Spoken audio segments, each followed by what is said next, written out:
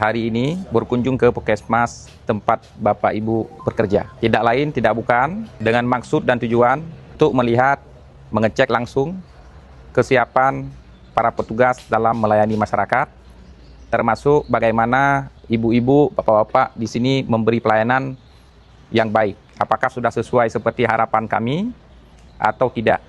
Jadi saya berharap di Puskesmas Perlak Timur ini, masyarakat yang masuk mulai sejak dari IGD atau yang masuk di poli-poli, ini ditangani dengan segera, ditangani dengan cepat. Ini yang harus menjadi perhatian, yang harus dibantu. Jangan nanti disampaikan mengenai, Pak, nggak bisa. Jangan saklek sekali. Ya, kita tidak perlu saklek sekali. Apalagi kita Puskesmas di pinggir jalan negara. Banyak insiden-insiden, kecelakaan dan lain sebagainya, yang pasien itu harus kita selamatkan nyawanya. Ya, jangan tanya dulu dari mana.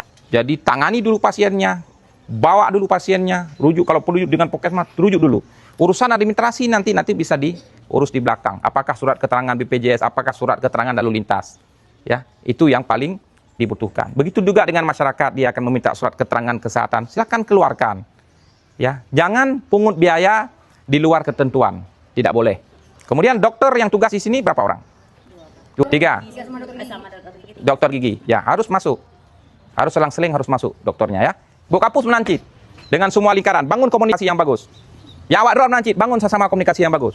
Nyobekna lah ruangannya, pegah ke ruangannya, pegah ruangannya. Nanti ruangannya ikan juga ke ruangannya. Nyambekna. Semua kerja dengan bagus. Yang PKL juga lagian.